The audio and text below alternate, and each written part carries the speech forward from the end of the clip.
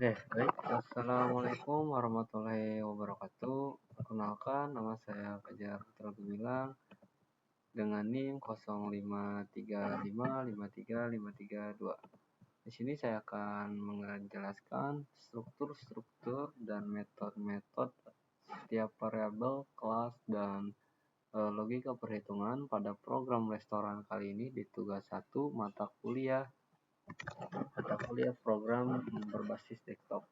Baik, di sini ada tugas 1 Java. Kenapa saya menamai file tersebut dengan tugas 1? Karena dengan tugas 1 ini ya simpel saja sih, karena tugas 1 di mata kuliah program berbasis desktop. Baik, di sini ada import java.youtube.scanner. Apa sih import? Jadi import ini akan memanggil setiap kelas-kelas pada Java yang dapat digunakan untuk nantinya program kita. Nah, di sini ada berfungsi untuk memungkinkan seluruh kode menggunakan kelas-kelas yang berada di dalam paket lain di luar paket utama program restoran ini. Nah, Java Util adalah utility library ya dari Java atau JDK. Nah, scanner ini adalah kelas yang nantinya akan kita pergunakan pada program ini. Baik, di sini ada public kelas tugas 1. Nah, saya menamai kelasnya yaitu tugas 1. Nah, publik ini yaitu sebuah wadah keseluruhan yang nantinya di dalamnya terdapat program-program atau metode program pada restoran kali ini. Yang pertama ada static class menu. Apa itu static class menu? Yaitu kelas bersarang kelas bersarang yang di dalamnya terdapat beberapa variabel, yaitu ada string, ada tipe datanya ada string, ada double, ada string juga, lalu ada dengan namanya nama, harga, kategori. Nah, di bawahnya adalah konstruktor atau langsung menjalankan atau menginisialisasikan untuk mendefinisikan data dan cara membuat objek menu baru secara terstruktur dalam program restoran. Nah, di sini ada variabel atau di sini ada konstruktor menu, yang menunya itu tadi ini kita panggil di sini. Nah, array-nya langsung kita isi dengan string nama, double harga, string kategori. Nah, dis nama, apa sih dis nama?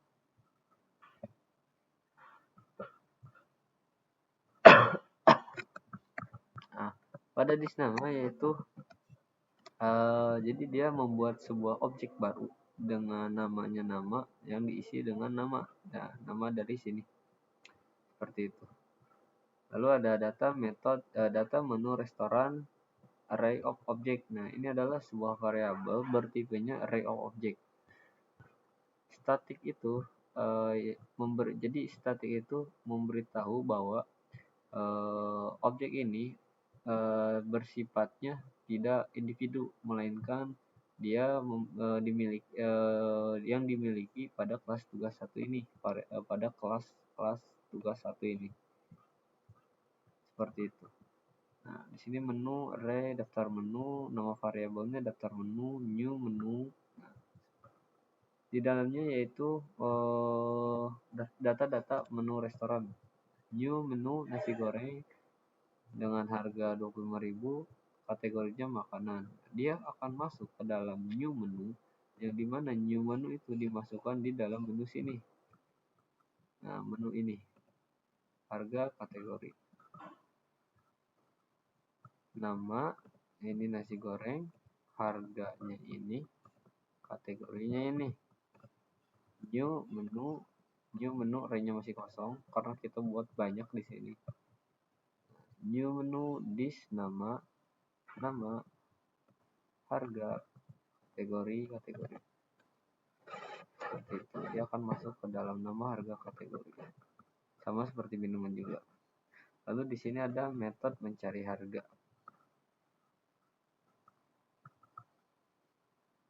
Public static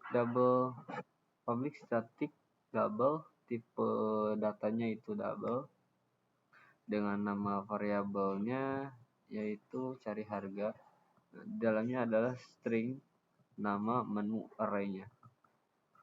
Jadi kesimpulannya itu metode statis yang menggunakan if else berantai untuk mengembalikan harga double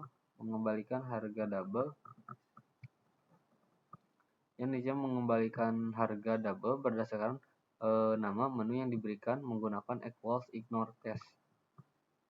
Jadi gini, if jika nama menu itu yang tadi di atas, mana nama menu?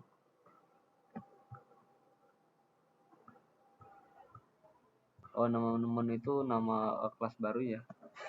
Jika nama menu bentar.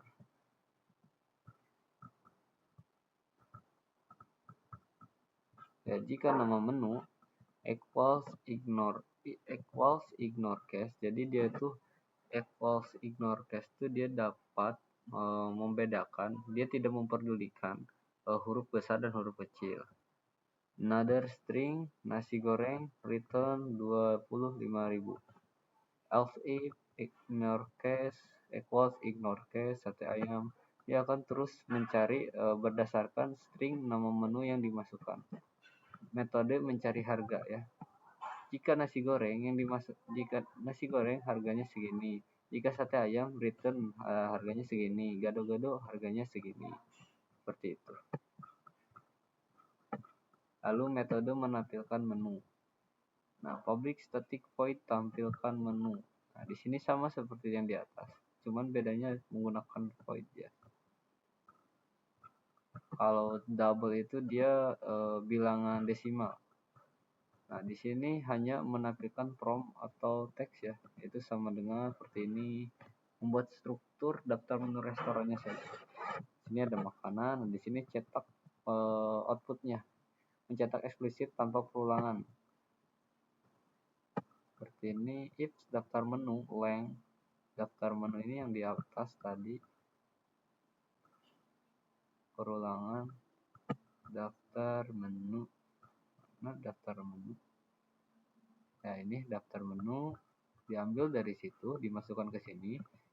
Dilihat length banyaknya apakah lebih besar sama dengan lebih dari 1, dan jika tidak, maka daftar menu indeks ke 0 kategori equals, dan jadi dia akan menghasilkan output ya, string.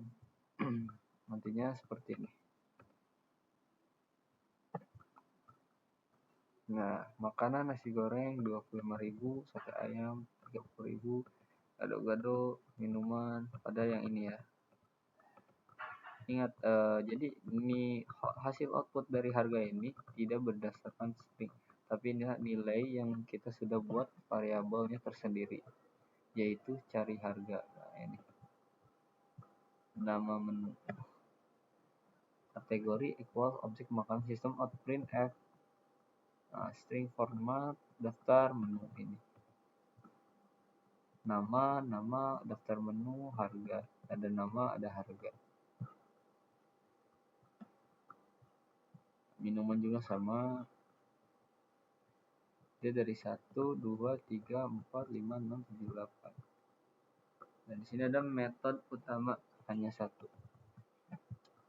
Jadi metode utama ini adalah mengendalikan alur input atau perhitungan dan output. Jadi metode ini mengendalikan alur input, perhitungan, lalu dikeluarkan. Nah, pada input pemesanan fase 1, scanner input new scanner system in. Apa ini? Ya, jadi fungsinya itu inisialisasi, membuat objek input untuk membaca data dari keyboard. Seperti itu. Baris ini membuat sebuah objek scanner baru dan menugaskan ke variabel bernama input. Masukkan. Nah, di sini ada variabel untuk menampung 4 item. String nama 1 sama dengan tipe datanya itu string, teks ya. Di sini dikosongkan. Lalu ada nama 2 dikosongkan, nama 3 dikosongkan, nama 4 dikosongkan. Nah, integer, tipe datanya integer, int jumlah 1, nama variabel 0, 0, 0, 0. Seperti itu. Input pemesanan. Nah, pada input pemesanan ini, sistem out print, nah dia hanya mengeluarkan saja. masukkan pesanan maksimal 4 menu. Dia prompt ya. Lalu di sini ada logika input menggunakan if untuk membuat keluar. Saya cek dulu berapa menit ini. Baik.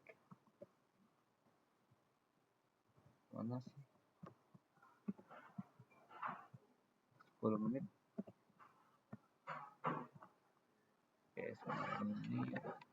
Lalu di sini ada variabel untuk menampung 4 item maksimal 4. Ada input pemesanan maksimal 4. Logging input logging menggunakan if untuk membatasi dan lalu menampilkan from ke konsol. Sistem out print menu 1 nama, lalu membaca seluruh baris teks yang dimasukkan pengguna. Jadi kita ketika mengetik dia akan memasukkan ke sini input next line nama 1 dimasukkan ke dalam variabel nama 1. Di sini ada kondisi pemeriksaan. Nah, kondisi pemeriksaan jika if untuk ini yaitu not ya. If jika bukan nama 1 is empty, maka dia akan langsung mengeluarkan jadi dia akan langsung mengeluarkan sistem out print menu ke 1 jumlah dan jadi setelah jika nilainya true maka perintah tersebut akan keluar dan meminta kuantitas. Error handling dasar jika pengguna memasukkan non angka. If input dari sini yang dimasukkan pengguna, jika input has next integer bukan memasukkan angka, maka jumlah 1 sama dengan input next integer, input next line. Nah, jadi jika pengguna itu tidak memasukkan angka jumlahnya berapa, misalnya 1, jika dia memasukkan seperti 1, maka itu akan false ya. Jadi defaultnya dia akan bernilai 0. Jika pengguna memasukkan seperti 5, defaultnya akan tetap 0. Seperti ini if kedua, if ketiga, ini pengkondisian atau pengecekan keempat. Lalu di sini ada print from pesanan selesai. Sini perhitungannya. Harga per item menghasilkan metode dan menyimpan nilai kembalinya dalam variabel. Double harga satuan 1 ini membuat variabel dengan tipe data double, nama harga satuan, cari harga nama 1. Total per item, nah, double total 1 ini nama buat variabel baru lagi. Harga satuan dari sini, dari harga satuan ini nilainya cari harga dari nama 1. Cari harga itu yang di atas. Metode utama cari harga. Nah ini, cari harga. Dia akan memasukkan itu, jika nasi goreng harganya berapa, dia akan sesuai. Nah, nama 1 cari harga, harganya berapa? 25.000 misalnya, dia akan keluar. Sama di sini ada total per item. Jika total 1 harga satuan misalnya nasi goreng 50.000, wow, dikalikan jumlah kedua. Oh, dia ada variabel lagi ya. Nah, lalu di sini ada fungsi untuk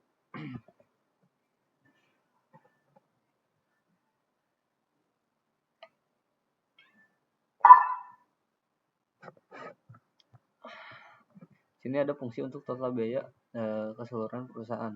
Double subtotal sama dengan total 1, total 2 ditambah total 3 ditambah total 4. Perhitungan diskon dan penawaran menggunakan operator ternary non-if explicit.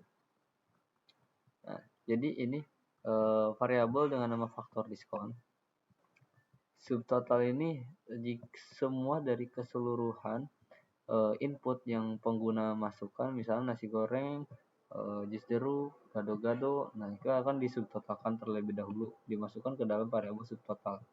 Lalu membuat variabel lagi dengan nama faktor diskon. Nah, dengan tipe data itu double. Jadi jika subtotal dari yang ini, jika lebih dari 100.000,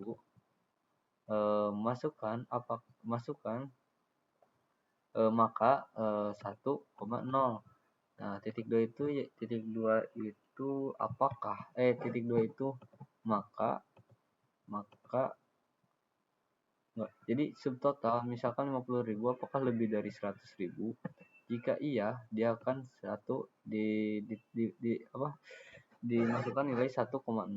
Jika tidak, dia 0,0. Nah, 0,10 itu 10%. Double diskon, dia buat variabel diskon dengan tipe datanya double. Jika subtotal dari ini, misalnya 50.000 dikali 0,10. Nah, dia diskon ya, ini mencari diskon terlebih dahulu. Didiskonin dulu. Jika 50.000 misalkan diskon 10.000, ada diskon 10.000 10% dikalikan faktor diskon. Nah, faktor diskon. Jika faktor diskonnya dia lebih dari diskon lebih dari 100.000, maka dia akan dikalikan 1,0. Jika tidak, dia akan tetap 0,0. Seperti itu. Penawaran beli 1 gratis 1 dengan syarat lebih dari 50.000. Nah, hanya pada jus jeruk. Double, harga, buy one get one, membuat variabel baru, penawaran, faktor penawaran subtotal. Nah, ada cari harga diambil dari yang atas, harganya berapa. Jus jeruk 20.000, jus jeruk itu 12.000. Double penawaran itu dia akan memberikan default nilainya terlebih dahulu. Nah, di sini ada variabel faktor penawaran subtotal dengan tipe data double. Nah, jika subtotalnya itu lebih dari 50.000, faktor penawaran subtotal, maka dia seperti yang di atas ya, maka dia akan dikalikan 1,0, jika tidak 0,0. Identifikasi item jus jeruk dengan if else diperlukan untuk cetak item mana yang dapat buy one get one. Jika nama 1 equals ignore case, dia tidak memperhatikan huruf kecil huruf besar. Jika yang dimasukkan itu jus jeruk dan jumlahnya itu lebih dari 1, maka penawaran, harga beringan, dan faktor penawar dikali harga buy one get one dikalikan faktor penawaran subtotal. Nah, jika tidak dapat, dia akan mengembalikan faktor ini, yang mengembalikan nilai yang else if ini. Jika jumlahnya 1, jika jumlahnya 2, jika jumlahnya 3, jika jumlahnya 4. Nah, total diskon, subtotal makanan dan minuman. Dan apakah dapat penawaran? Double total setelah diskon, subtotal diskon penawaran. Nah, double total setelah diskon adalah sama dengan hasil dari subtotal, diskon, lalu penawaran. Nah, pajak dan biaya pelayanan. Double pajak, variabel baru pajak dengan tipe data double. Lalu dimasukkan total setelah diskon dikalikan 0,10, 10%. Nah, lalu di sini ada biaya pelayanan dengan 20.000 dengan nilai double, tipe datanya, tipe variabelnya double, yaitu 20.000. Total keseluruhan pemesanan. Double, di sini ada total akhir, membuat variabel baru, yang di dalamnya itu menjumlahkan seluruh total setelah diskon, lalu ada pajak, lalu biaya pelayanan. Nah, di sini dicetak struktur pemesanan, cetak item menggunakan if untuk mencetak hanya jika dipesan. Itu ini cetak subtotal, diskon, cetak penawaran, lalu cetak keseluruhan. Seperti itu. Jadi program berjalan seperti ini.